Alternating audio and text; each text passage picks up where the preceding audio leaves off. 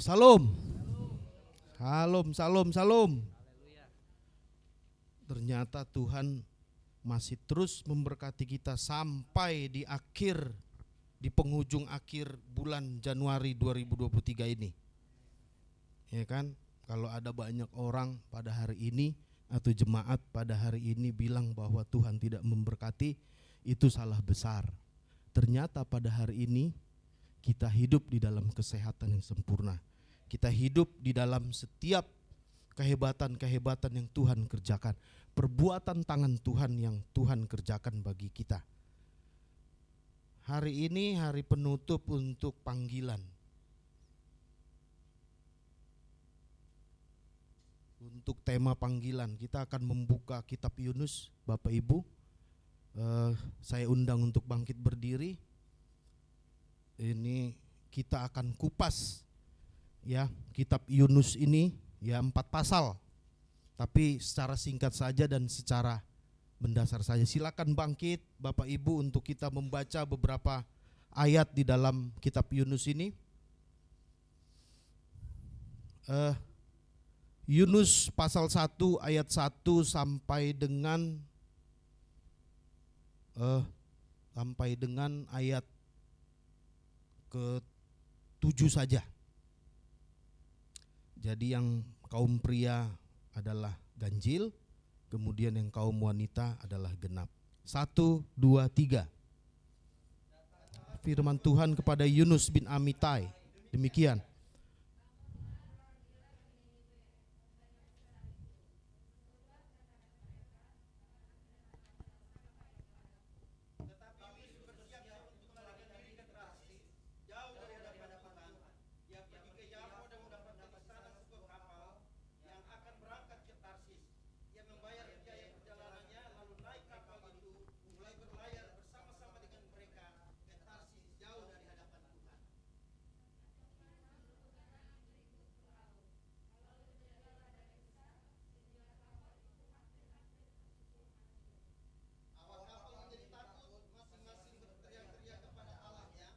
Dan mereka membuang ke dalam laut segala muatan kapal itu untuk meringankannya.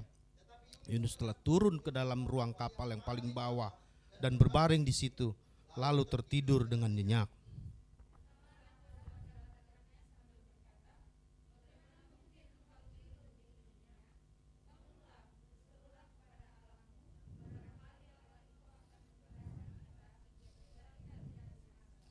Lalu berkatalah mereka satu sama lain, marilah kita buang undi supaya kita mengetahui karena siapa.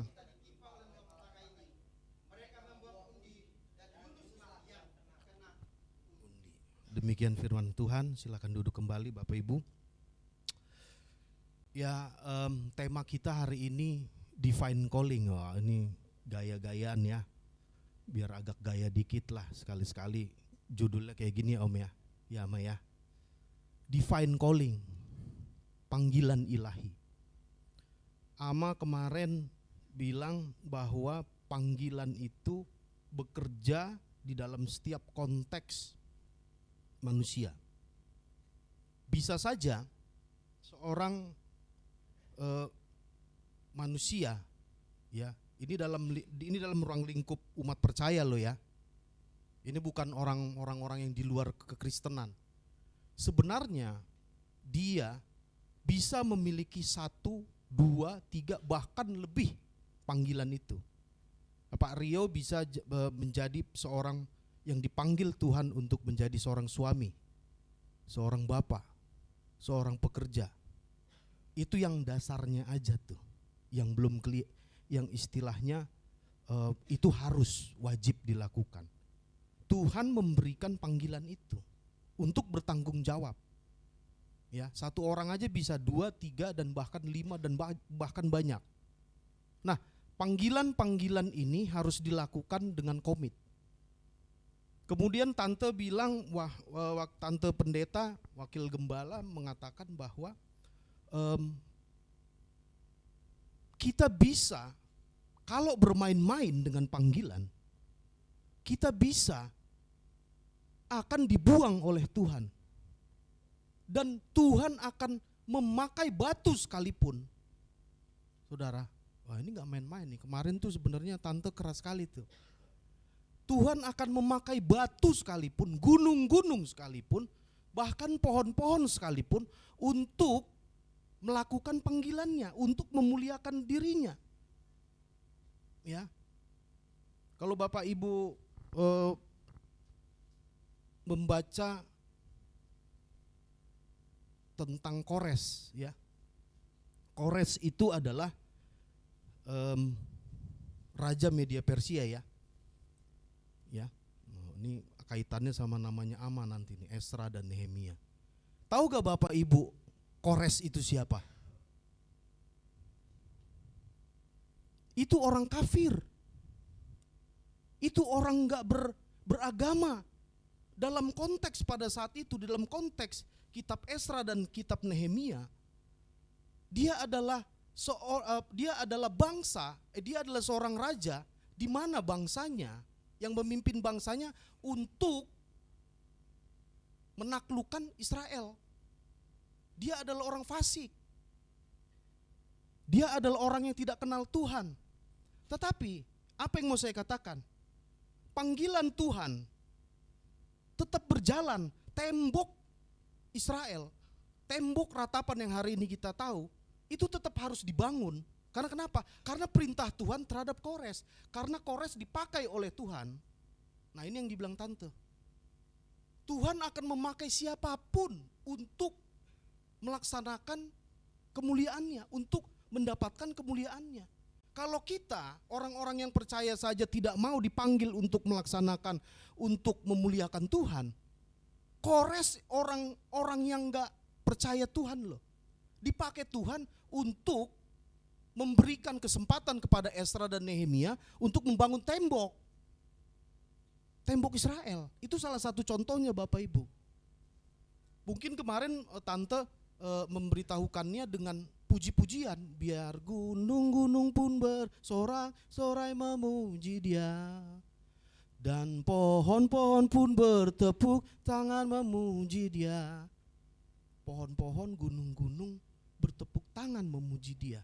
Sekalian kita yang di sini, yang dipanggil, ya, yang diberikan sebuah hal yang istimewa untuk memuliakan Allah. Berlakunya kayak Yunus. Makanya divine calling itu adalah panggilan ilahi dalam lubang panggilan. Nanti kita akan belajar secara cepat saja untuk mengetahui ini. Nah, ini adalah, ya Bapak Ibu ya, saya mau katakan ini adalah dasar dari segala dasar tentang panggilan. Jadi yang kemarin Om khotbah, Ama khotbah, Tante khotbah, ini adalah dasarnya. Ya. Oke, klik. Kita akan cepat saja karena ini bisa 4 kali pertemuan sebenarnya. Tapi ya udahlah, kita cepat. Ini konteksnya kitab Yunus ya. Ini yang dasar juga. Yunus itu artinya merpati, dia seorang anak dari Amitai dan dia tergolong bukan seperti Nabi Musa. Kalau Nabi Musa kan nabi besar, kalau dia nabi kecil. Kenapa saya mengajarkan hal-hal seperti ini? Kita boleh memulailah untuk tahun 2023 ini supaya para jemaat mengertilah sedikit tentang dasar-dasar Alkitab. Ya, perlulah, ya. Biar bagaimanapun juga perlu untuk tapi dasar-dasarnya aja. Walaupun nanti hal praktisnya nanti akan dikupas lagi sama Ama, sama Tante, sama Om. Ya kan, menekankan tentang praktisnya. Niniwe itu kalau kita tahu itu dulu sebagai Asyur, ibu kota Asyur. Ya sekarang itu di kota Mosul. Nah, kalau ada yang baca berita kota Mosul itu kota perang mulu, saudara, hari ini. Itu kota ribut terus hari ini. Enggak pernah damai itu sampai hari ini. Dulu Saddam Hussein di sini nih. Ininya. Pasukannya paling banyak. Jadi yang dibantai sama Amerika itu ya ini, kota ini. Jadi dari dulu ini kota emang bermasalah, saudara. Niniwe ini, ya, di tepi sungai Tigris. Jadi karena Kalau konteks zaman dulu itu kalau biasa di tepi sungai Nil, seperti Mesir di tepi sungai Nil, kemudian ini Niniwe di tepi sungai Tigris, itu biasa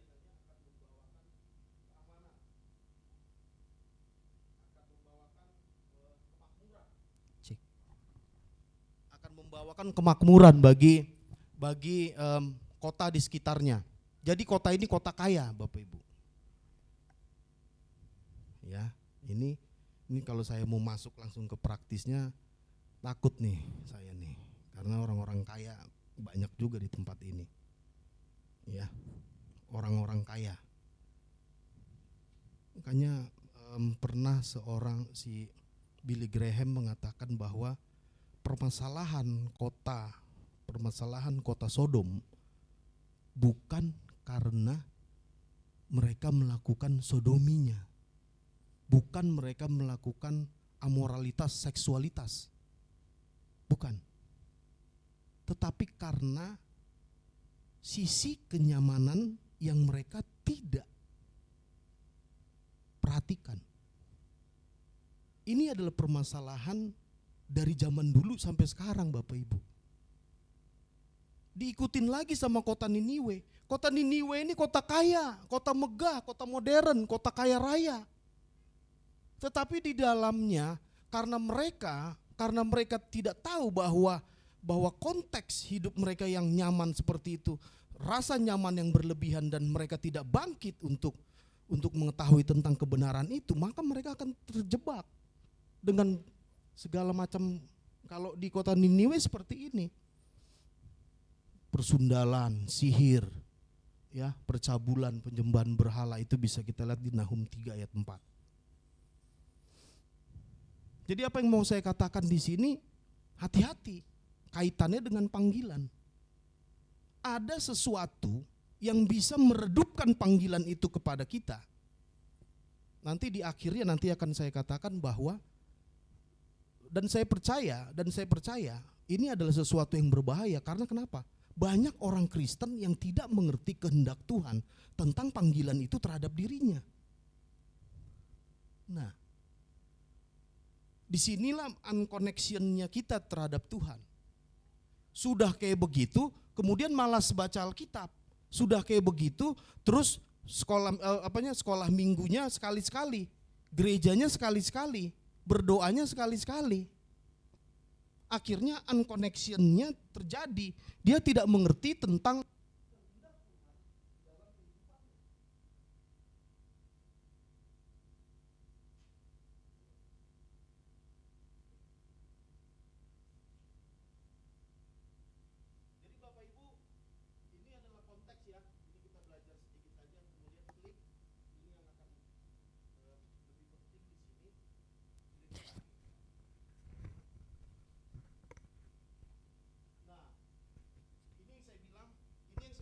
tadi, ini adalah sebuah dasar yang namanya, kalau kita belajar tentang topik panggilan, ya Bapak Ibu ya, ini adalah sebuah diagram, sebuah gambar di mana ini adalah dasar dari segala dasar panggilan. Ini adalah Kristus, ini adalah penebusan, ini adalah darah Yesus, ini adalah keselamatan, ya. Nah, panggilan itu adalah, ya, panggilan ilahi loh. Ini panggilan ilahi, bukan panggilannya presiden. Kata tante, bukan panggilan presiden kepada saya, panggilan presiden kepada om waktu om di PGPI. Bukan, itu lebih rendah, saudara. Ini panggilan ilahi. Ini panggilan Yesus Kristus terhadap umat percaya, terhadap gereja. Siapapun yang berada di dalam gereja, siapapun yang mengatakan Kristen, ya, seharusnya mengetahui ini, seharusnya hidup di dalam ini. Tante juga kemarin saya ingat bahwa tante mengatakan banyak orang Kristen yang cuma Kristen karena keturunan. Om Erastus juga mengatakan, terlalu sering dia mengatakan bahwa kita Kristen karena kakek kita, karena nenek kita, karena buyut kita. Tetapi dia tidak hidup di dalam kekristenan itu. Apalagi dia tidak hidup dengan panggilan itu. Nah, saya akan mengupasnya ini, kita akan belajar bahwa Tuhan Yesus yang memiliki keselamatan, yang memiliki pengharapan akan kekekalan, itu menarik kita dari kegelapan. Itu panggilan, Bapak Ibu. Jadi panggilan itu bukan cuma tanggung jawab, tugas dan tanggung jawab. Nanti itu dia akan berubah menjadi tugas dan tanggung jawab ketika nanti di sini nih, di sini. Nah, dia ditarik dari kegelapan dengan kekuatan darah anak domba Allah, dengan kekuatan penebusan Yesus Kristus di atas kayu salib. Dipisahkan, ditarik keluar, dipanggil. Untuk apa? Untuk masuk ke dalam terang sejati, Bapak Ibu. Jadi kita ini yang berdosa, ya, tidak ada manusia yang kudus di hadapan Allah.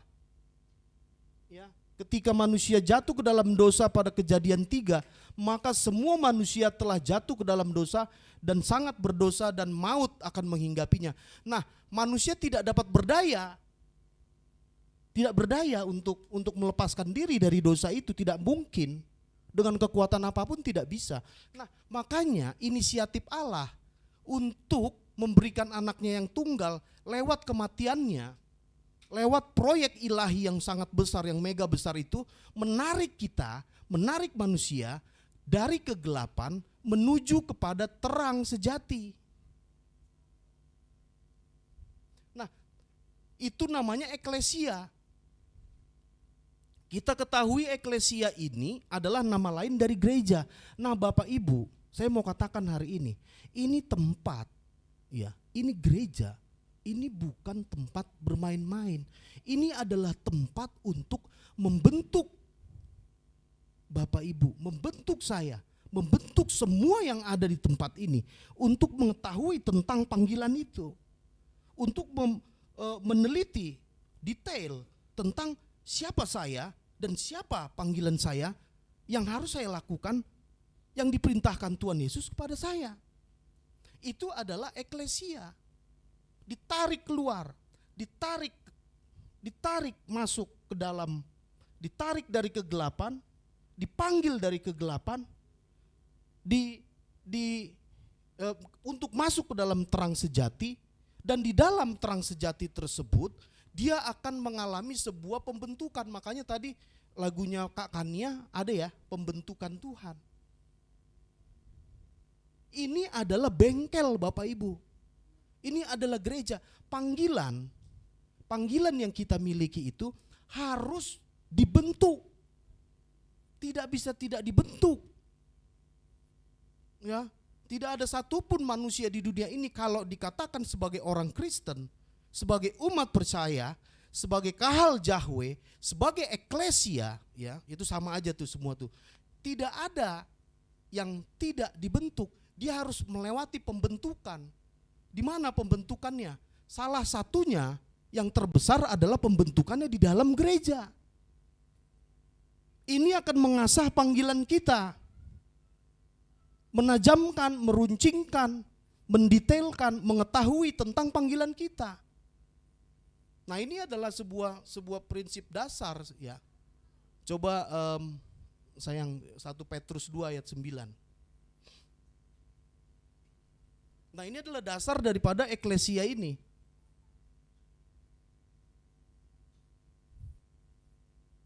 Satu Petrus 2 ayat 9.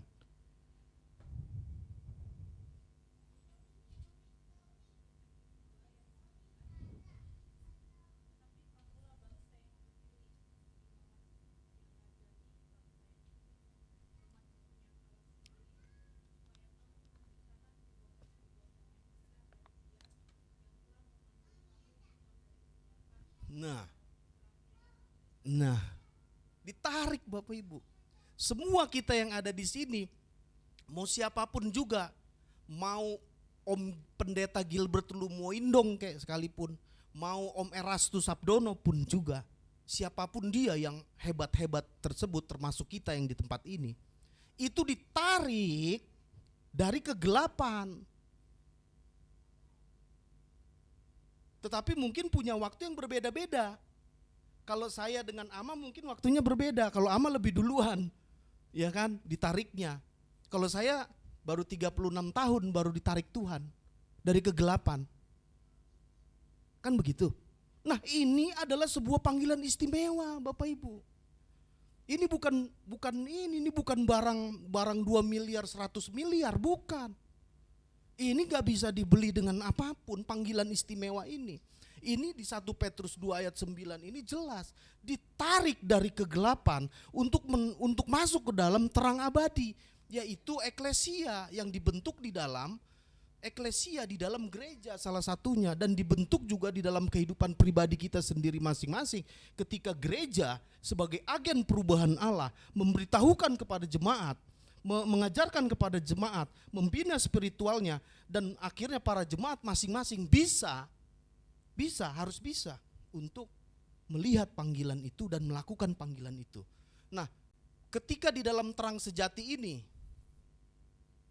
maaf ya, saya agak teologi lah, nggak apa-apa lah, sekali-sekali lah, nggak praktis ya Maya, nggak apa-apa. Ketika di dalam terang sejati ini, Tuhan Yesus memberikan Roh Kudus. Makanya istimewa Bapak Ibu. Ya, ini bukan panggilan habis dipanggil sama presiden dikasih makan, habis itu udah, Om kan dicuekin kan habis itu kan, ya kan kita dicuekin kan, enggak. Kalau Tuhan Yesus enggak, ketika ditarik dari gelap masuk ke terang sejati, masuk dia ke sini, dihembuskan Roh Kudus, tos, susah tuh ngomongnya, dihembuskan, diberikan, dialirkan, dan diberikan kuasa dan otoritas, dunamos exousia, Lukas 9 ayat 1 sampai dengan 2. Coba kakak, ayo. Lukas 9 ayat 1 sampai dengan 2. Ini adalah terang sejati, masuk ke dalam terang sejati.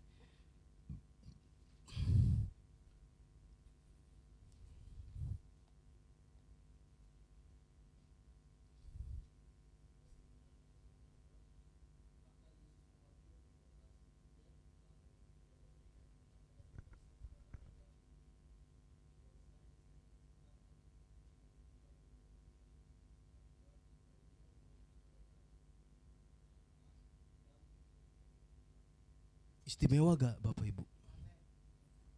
Istimewa gak? Ayo. Istimewa kan? Dikasih Roh Kudus. Jadi jangan menganggap remeh diri kita masing-masing yang ada di tempat ini.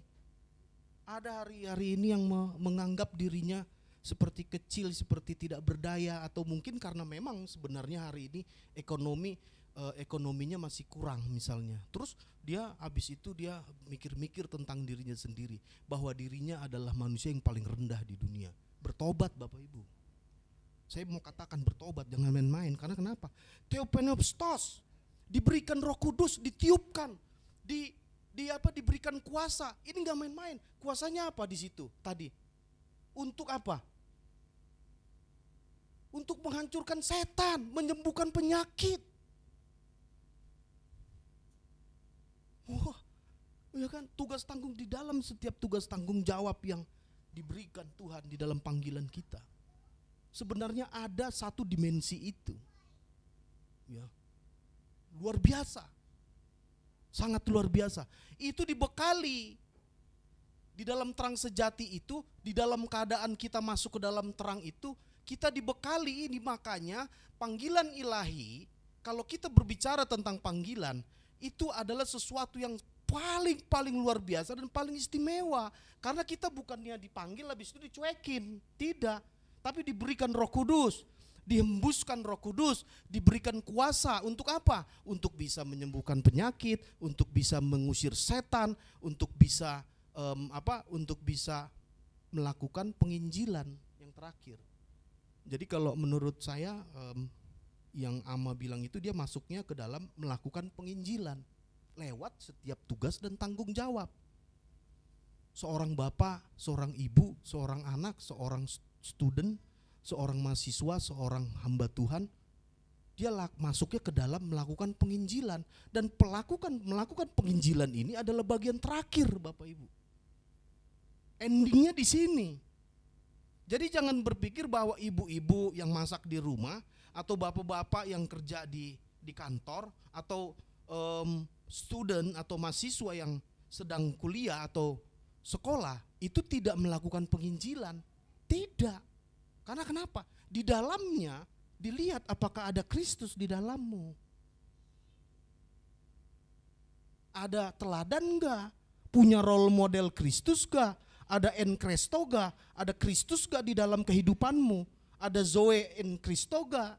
Ada hidup yang di dalam Kristus enggak? Itulah posisi yang dikatakan ama itu kemarin. Jadi di dalam setiap tugas dan tanggung jawab yang kita miliki, kita pasti akan melakukan penginjilan.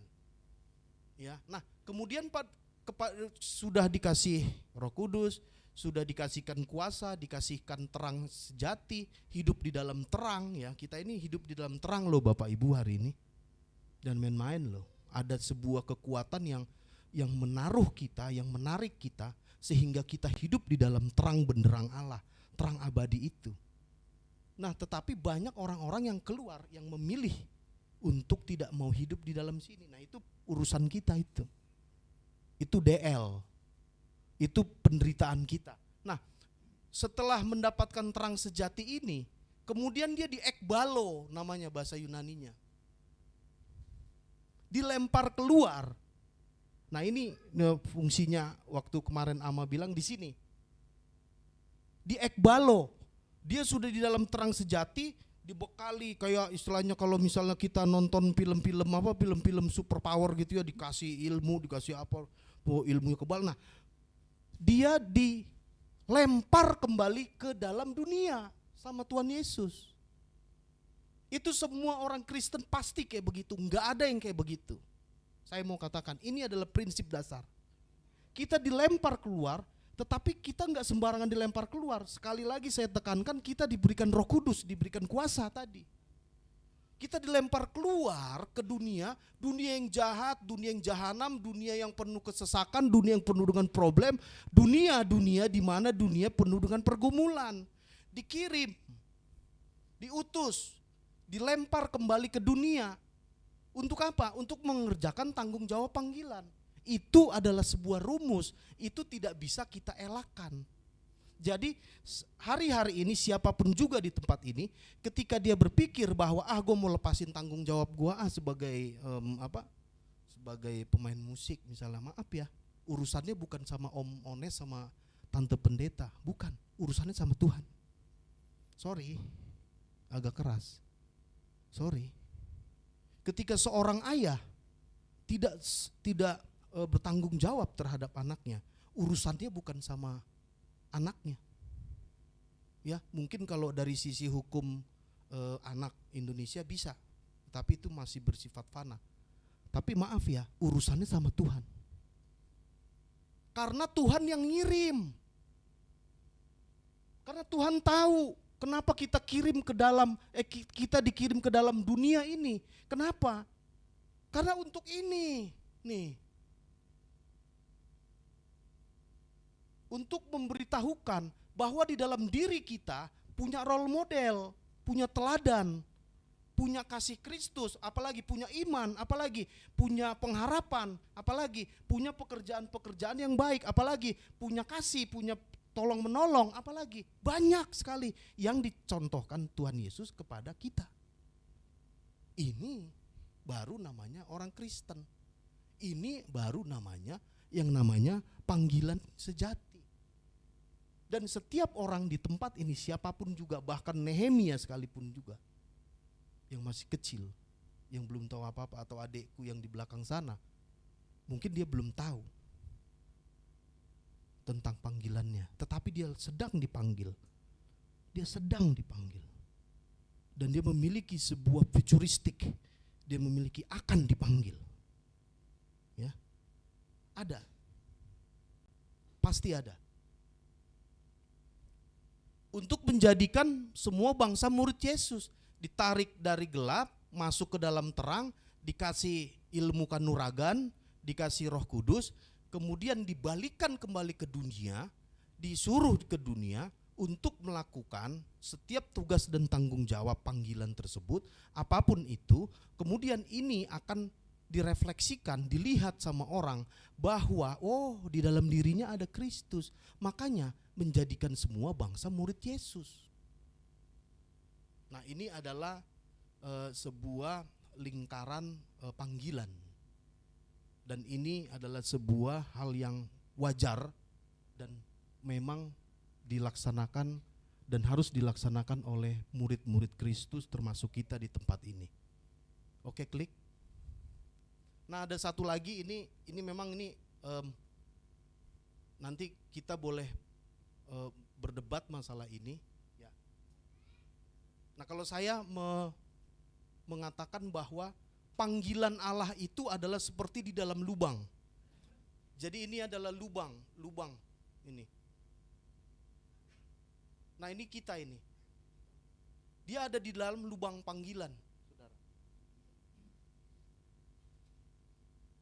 Jadi lubang panggilan Allah itu adalah posisi istimewa yang diberikan Tuhan kepada manusia untuk melakukan panggilan sesuai dengan konteks, keadaan, sifat, dan identitas diri masing-masing, di mana ini harus dilakukan dengan taat, fokus, dan komitmen.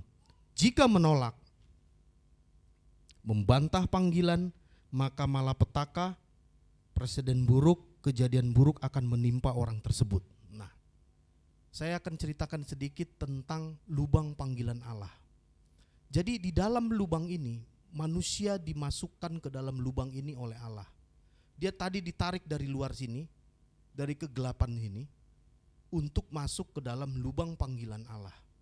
Di dalam lubang ini, ya, dia harus melakukan, karena di dalam lubang ini adalah kehendak Allah semua. Kalau di luar sini, dia adalah kejahatan yang bukan kehendak Allah. Jadi saya katakan bahwa divine calling adalah segala sesuatu yang ada di dalam panggilan Allah. Kalau kita mau keluar, ini yang di tengah ini mau keluar, ya, maka nanti nasibnya akan seperti Yunus. Maka lubang panggilan Allah adalah sesuatu yang harus kita lakukan. Tidak bisa tidak dilakukan. Karena kalau ketika kita tidak melakukan ini, maka kita berada di luar dari kehendak Allah. Makanya divine calling ini, ya kan? Divine calling ini atau panggilan ilahi ini harus dilakukan dengan taat, fokus, dan penuh dengan komitmen. Ada seseorang misalnya ingin keluar dari panggilan ini. Misalnya dia panggilannya sebagai panggilan seorang ayah. Kemudian dia tidak bertanggung jawab. Dia mabuk-mabukan, dia nggak ngurusin anaknya, dia nggak kasih pembinaan spiritual terhadap anaknya, ya kan? Saya berani taruh, saya berani mengatakan bahwa si bapak pasti hidup di dalam kemerosotan moral. Pasti si bapak akan hidup di dalam sebuah presiden yang buruk. Pasti si bapak akan hidup di dalam tidak damai sejahtera. Pasti si bapak hidup di dalam kejahatan. Karena kenapa? Karena dia berada di luar Allah. Karena dia tidak di dalam ini. Jadi apa ya kalau dibilang, kalau secara kasarnya saya bilang, divine calling itu enggak ada kehendak bebas. Waduh, sorry nih. Enggak ada kita mau menginginkan segala sesuatu yang berada di luar Allah. Kehendak bebas kita terkunci oleh panggilan Allah. Tetapi kehendak yang diberikan Allah kepada kita, bukan itu mengikat kita dan akhirnya kita tersiksa, tidak. Karena kenapa? Ada damai sejahtera. Ada cinta kasih Allah, ada Roh Kudus. Bahkan kalau misalnya kita memiliki tingkat yang sangat tinggi, maaf aja Bapak Ibu. Bapak Ibu sendiri yang akan membuktikan. Bapak Ibu bisa usir setan. Bapak Ibu bisa orang sakit bangkit. Dan yang pasti Bapak Ibu akan melakukan penginjilan. Dan yang pasti Bapak Ibu akan injak-injak setan. Banyak orang Kristen hari ini yang takut sama setan. Kalau Ciratu nggak takut. Banyak. Mama saya takut sama setan. Dia setan, dia takut, dia kegelapan, gelap-gelap gitu takut, lewat lorong rumah sakit kemarin di RSCM takut, ya kan. Nah, jadi kalau Bapak Ibu punya ini sorry ya, ini punya tingkat ya. Saya juga lagi belajar nih. Saya bukannya bilang saya sudah sampai di situ, tetapi ada level-level tertentu. Yesus bilang di tadi yang di Lukas 9 ayat 1 sampai dengan 2 itu. Kamu akan menginjak-injak setan, kamu akan menyembuhkan penyakit, kamu akan mengusir setan dalam namaku, dan kamu akan melakukan penginjilan, kamu akan memberitakan Injil. Nah, itulah makanya divine calling ini adalah sesuatu yang harus kita lakukan. Orang Kristen memiliki komitmen tanggung jawab untuk melakukan ini. Tidak bisa tidak. Semuanya, dari yang kecil, dari yang sedang, dari yang tua, dari yang udah mau meninggal juga sedang melakukan panggilan ini. Ya, ini divine calling ya, lubang panggilan Allah. Ketika seseorang atau umat percaya, kalau aku bilang umat percaya, Kahal Yahweh, ya orang-orang percaya yang ada di seluruh dunia ini sebenarnya sedang ada di dalam lubang ini. Di mana di dalam lubang ini hanya ada panggilan Allah, kehendak Allah yang harus dikerjakan bagi orang tersebut. Panggilan-panggilan ini tidak akan pernah salah terhadap orang tersebut. Panggilan-panggilan ini adalah panggilan-panggilan yang sesuai dengan konteks dari Bapak Ibu masing-masing, sesuai dengan kemampuan, sesuai dengan kehebatan, sesuai dengan kelemahan yang Bapak Ibu miliki, yang Tuhan tahu. Karena kenapa? Yang rancang ini adalah Tuhan. Ini adalah panggilan, divine calling. Kemudian klik, baru kita masuk ke dalam, kita akan belajar dari Yunus ya. Kita akan mengimplementasikannya terhadap panggilan Yunus, ya kan. Nah, panggilan itu adalah bukan panggilan yang dari manusia, Bapak Ibu. Panggilan ilahi, divine calling. Ya, jadi banyak hari-hari ini kita belajar hari-hari ini yang meremehkan panggilan ini, yang mengecilkan atau membuat sesuatu yang tidak berguna dengan panggilannya. Mungkin dia merasa waktu hari ini, merasa pada hari ini dia masih seorang yang bergelut dengan perekonomian, atau mungkin ada masa lalu, atau mungkin ada masa perceraian, ya, itu terjadi sama saya. Tapi saya mau katakan sama Bapak Ibu, panggilan ini adalah panggilan dari Tuhan Yesus Kristus. Panggilan ini tidak bisa dipatahkan oleh kekuatan apapun. Ini bersifat kekal. Karena kenapa? Karena itu diberikan kepada masing-masing kita supaya untuk memberikan masa depan bagi kita. Bukan hanya masa depan kekekalan sorga, bukan. Tetapi kekekalan di dalam hati kita untuk melakukan segala sesuatu yang baik, damai sejahtera di dalam hidup ini. Berapa banyak di antara kita pada hari ini yang membuat kecil panggilan ini. Mungkin Anda masih SMP. Mungkin ada ibu-ibu yang hari ini cuma masak di dapur saja. Mungkin ada hari ini yang sudah tidak bekerja lagi karena pensiun. Dia menganggap dirinya bahwa dirinya tidak memiliki fungsi lagi.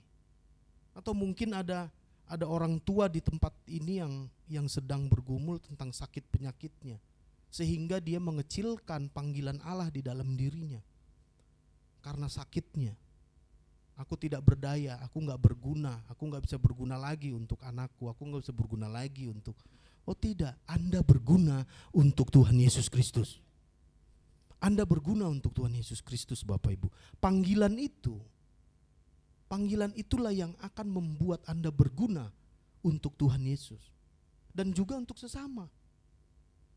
Ya, Bapak Ibu ya. Jadi panggilan yang dilakukan Allah kepada Yunus itu adalah panggilan yang berasal dari Allah. Dari atas. Tak terbantahkan.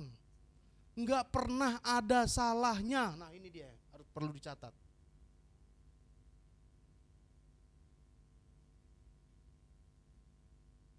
Saya berani taruh, ini banyak bergumul di sini.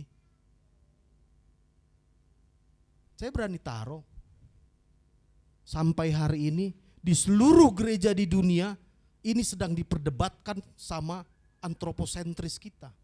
Sama pemikiran dan kehendak akal budi kita yang terbatas. Oke, akal budi bagus, logis bagus, tetapi terlalu bersandar. Terlalu bersandar kemudian melihat keadaan. Kok enggak ini ya, enggak match ya. Kok panggilan Allah enggak match sama saya ya. Ama kemarin bilang, Mas Bima jadi apalah kerjanya A, keahliannya A, jadi B. Akhirnya apa? Banyak iblis, ini masuk iblis, banyak iblis memanfaatkan ini Bapak Ibu supaya kalian gak aktif. Banyak kejahatan dalam artian roh jahat yang mengganggu hati sanubari Bapak Ibu untuk Bapak Ibu udah ngapain orang bukan keahlianmu, ngapain cuma kerja, cuma jualan kopi aja, wah malu, ngapain cuma narik mobil doang aja, jadi supir aja lu, ya malu dong. Itu roh jahat Bapak Ibu, saya mau katakan. Yang bermain di dalam antroposentris kita, di dalam sisi kemanusiaan kita. Di sini akhirnya dia bermain, di sini dia menggocoh kita. Ini salah ini bukan panggilan saya ini. Kita lupa bahwa panggilan itu yang ada pada saat ini, yang sedang kita kerjakan pada hari ini, di dalam konteks kita masing-masing, itu adalah panggilan dari Allah. Itu adalah panggilan Yesus Kristus, bukan panggilan karena keinginan kita. Susah, iya. Sulit, iya. Tetapi bisa gak? Bisa. Karena kenapa? Tadi yang saya bilang tadi, ada Roh Kudus di dalam diri kita. Ditiupkan Roh Kudus. Tuhan Yesus tiupkan Roh Kudus. Saya gak bohong, ini Alkitab yang bilang Bapak Ibu.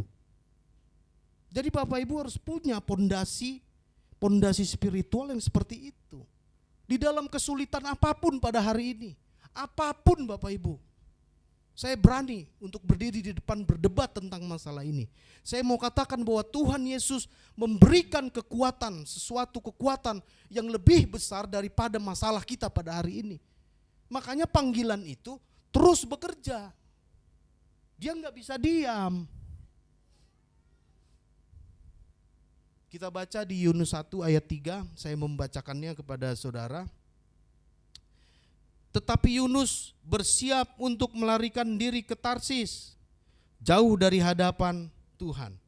Ia pergi ke Yafo dan mendapat di sana sebuah kapal yang akan berangkat ke Tarsis. Ia membayar biaya perjalanannya, lalu naik ke kapal itu untuk berlayar bersama-sama dengan mereka ke Tarsis, jauh dari hadapan Tuhan. Ini apa Bapak Ibu? Lari dari panggilan Allah, menolak, kabur, tidak mau mengerjakan, melakukan bargaining dengan suara-suara si jahat. Oh ini bukan panggilanmu, ini salah, gak usah kau kerjakan itu, hina itu. Lihat dulu pekerjaannya, kalau pekerjaannya memang sesuai dengan Alkitab, benar menurut Alkitab, tidak ada yang hina. Nah, Yunus lari dari panggilan Allah.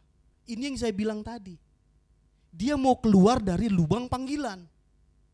Dia mau keluar dari dalam area panggilan yang Tuhan taruh ke dalam lubang itu. Yunus mau keluar dari lubang itu. Yunus mau pergi, menolak panggilan Allah. Harusnya ke Niniwe, untuk memberikan pertobatan, untuk menjadi alat Allah, untuk memberikan pertobatan bagi Niniwe. Allah sendiri loh yang langsung ngomong sama Yunus. Ya. Makanya saya bilang panggilan Allah itu sangat istimewa karena kenapa? Karena Allah sendiri loh yang panggil. Seperti Yunus ini dipanggil. Yunus, kau pergi ke Niniwe. Kamu akan menjadi alatku supaya orang-orang Niniwe bertobat. Kemudian Yunus menolak panggilan. Ya kan? Jalan-jalan ke Yafo, jalan-jalan ke Tarsus, naik kapal dari Yafo. Menolak panggilan. Karena kenapa? Karena di dalam pikiran Yunus, itu Niniwe enggak perlu Tuhan. Itu bangsa paling jahat. Ngapain? Udah itu mah udah binasakan aja, bakar aja. Aku enggak mau melayani. Aku enggak mau pencet organ hari ini. Karena kenapa? Itu kan gerejanya kecil. Aku enggak mau khotbah di sini. Kenapa? Anak-anaknya masih levelnya kecil. Aku maunya tempat yang gede. Aku maunya sesuai dengan keahlianku. Aku maunya sesuai dengan apa yang aku inginkan. Yunus menginginkan panggilan sesuai dengan kehendak dirinya. Makan ikan paus Bapak Ibu. Urusannya sama ikan paus kalau Yunus. Menolak panggilan. Ya Bapak Ibu baca aja sendiri dah. Kalau enggak Bapak Ibu boleh nih pegang ini. Kalau Yunus menolak panggilan Allah, dimakan sama ikan paus. Kalau Bapak Ibu silahkan rasakan sendiri.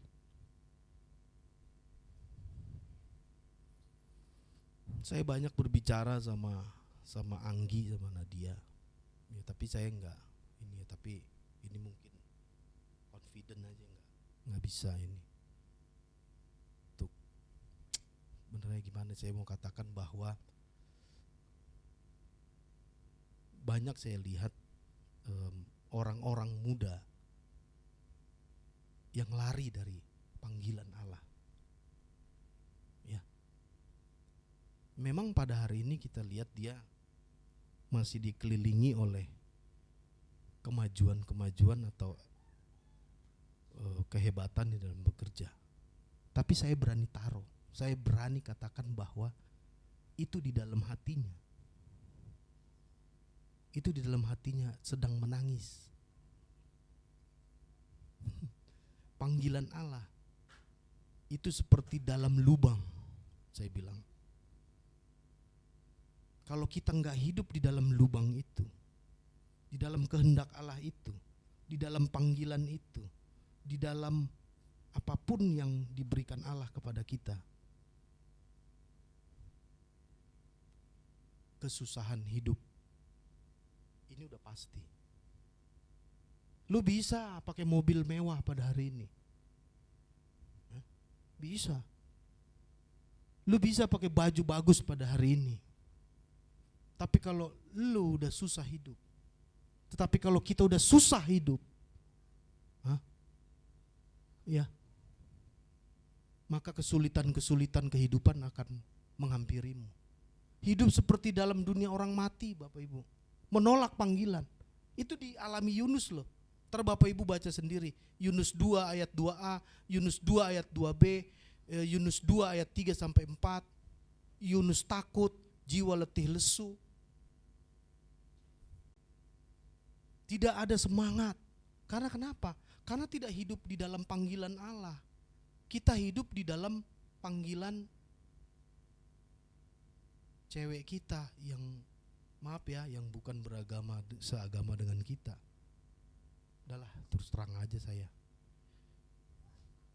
Tapi kita bergaining dengan bos kita yang harus entertain dengan minum mabuk. Ada ya Maya gitu perusahaannya. Kalau lu gak ikut minum mabuk, lu gak bisa.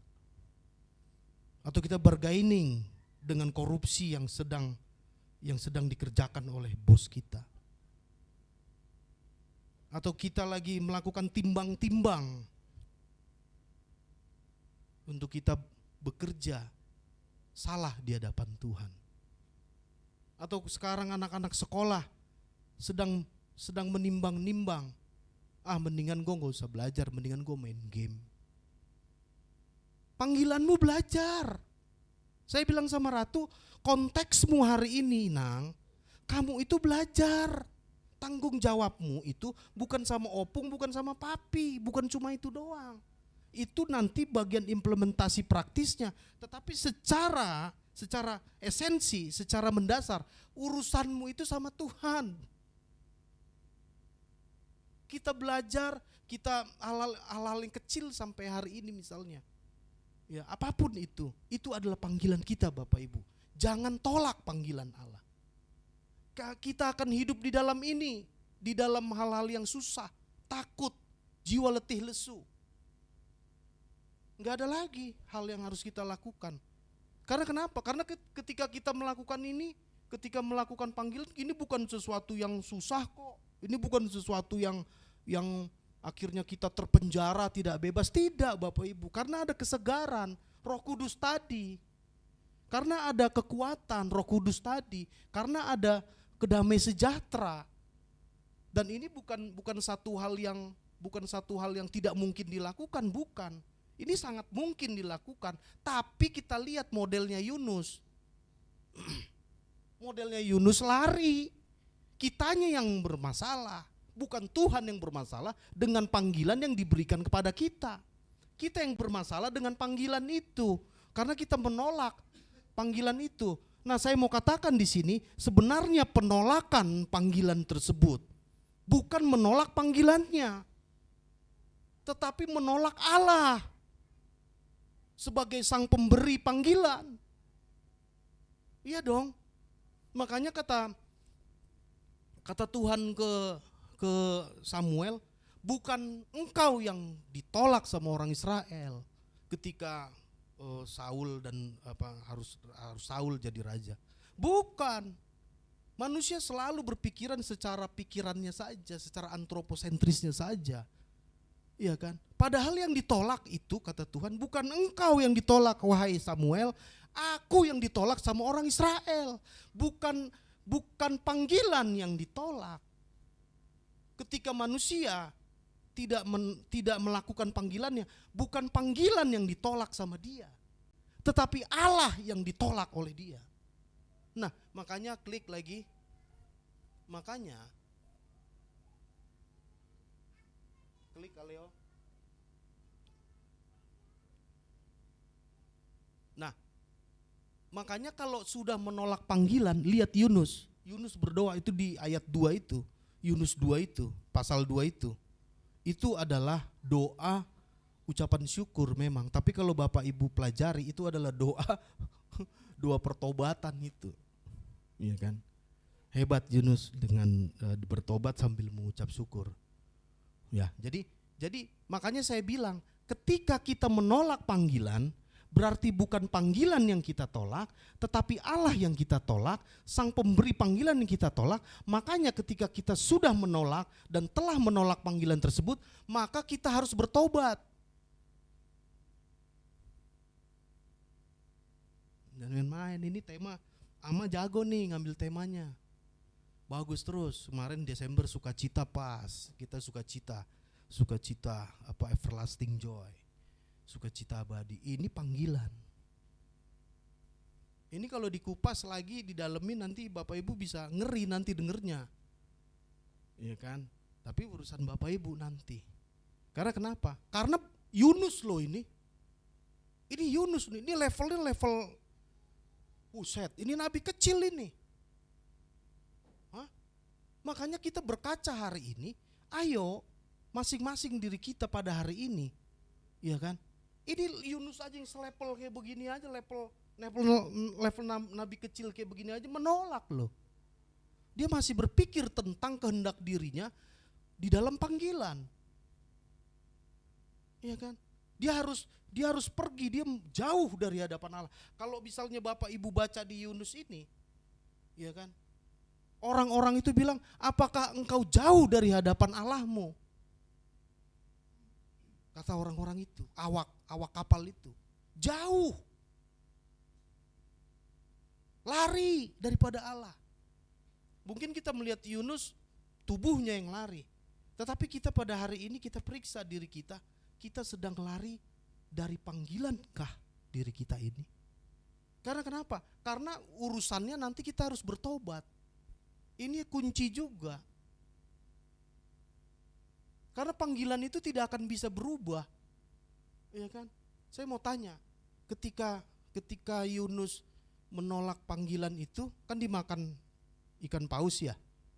Terus abis itu berdoa Yunus, bertobat dulu. Abis itu kota Niniwe bertobat gak? Kota Niniwe bertobat gak? Bertobat kan? Apa yang mau saya katakan? Kalau Tuhan sudah menaruh panggilan, sudah menyuruh kita untuk mengerjakan sesuatu, kerjakan aja, gak usah muter-muter. Kalau kita gak kerjain, kita dibuang. Orang yang disuruh ngerjain, Bapak Ibu. Yang saya mau pelajari, yang kita pelajari pada hari ini apa? Untung aja Yunus bertobat. Kalau Yunus gak bertobat, kira-kira Niniwe bertobat gak? Bertobat, pasti bertobat. Pakai siapa? Jangan-jangan pakai ikan paus. Ikan pausnya melayang gitu dibikin Tuhan. Bisa. Ini urusannya Tuhan. Tuhan sang pengendali. Ya kan? Tuhan sang pengendali bumi, langit, alam semesta. Ini bukan main-main. Kita ada di tempat ini, kita sedang menyembah Tuhan. Ini bukan sebuah retorika, ini bukan sebuah teori, ini bukan sebuah hal-hal yang cuma kita bicarakan dari mulut ke mulut, atau bahasa kerennya, ini bukan klub perkumpulan.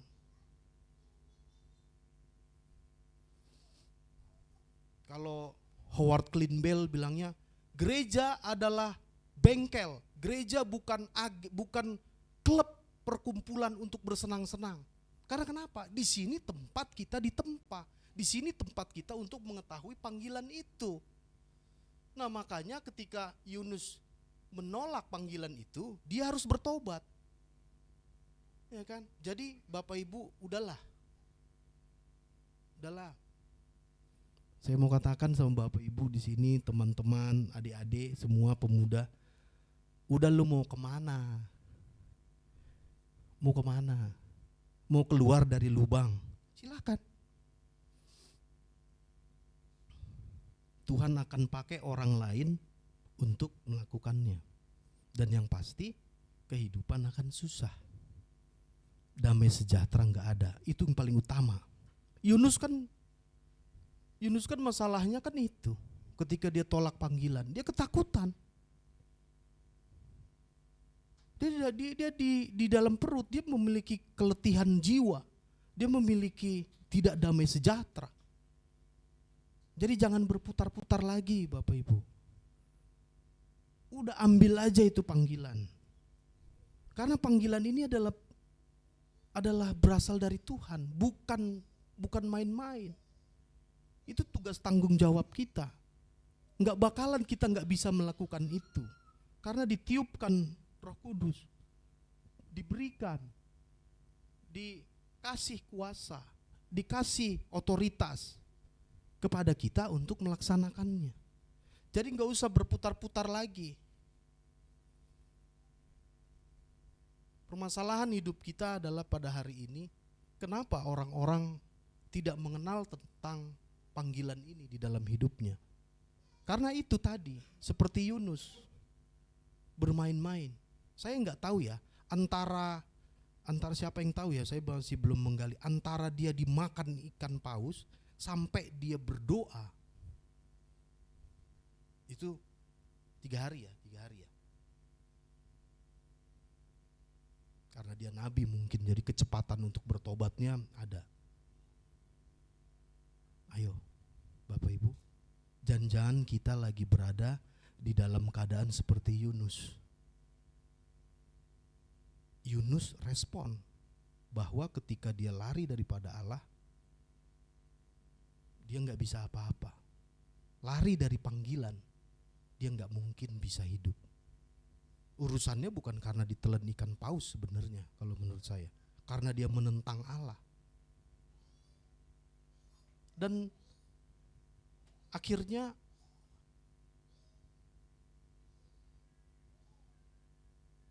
orang-orang Niniwe bertobat lewat pelayanannya Yunus. Tuhan memakai Yunus kembali walaupun dia harus bertobat dulu. Itu ya Bapak Ibu ya, ingat rentetannya. Kalau kita menolak panggilan, maka urusannya adalah hati yang tidak tenang, jiwa yang susah, tidak damai sejahtera. Tetapi yang saya lihat bahwa Tuhan memberikan jalan bagi Niniwe untuk bertobat. Kita mau putar-putar, sekali lagi saya bilang, kita mau putar-putar, kita mau mundur, kita mau nggak ngerjain, kita nggak bertanggung jawab, kita menolak panggilan, kita mau main-main, kita mau apa, panggilan itu dicabut daripadamu, diambil daripadamu, digantikan orang lain, dan panggilan yang sama itu akan diberi, itu akan ditentukan sama Allah. Karena kenapa? Karena Tuhan pasti akan membuat seperti Niniwe, bertobat. Walaupun akhirnya pada masa-masa kemudian mereka mengulangi lagi kejahatannya. Tapi pada saat konteks Yunus, mereka bertobat Bapak Ibu. Panggilan Allah bukan main-main. Karena dia berasal dari Allah, diberikan kekuatan besar, diberikan supranatural, Roh Kudus. Ketika kamu menolak, maka kesusahan hidup akan mendapati saudara. Dan setelah menolak, ketika kamu ingin kembali lagi kepada Tuhan, Anda harus bertobat. Ketika bertobat, maka tujuan Allah akan digenapi di dalam diri Anda sendiri. Demikian firman Tuhan.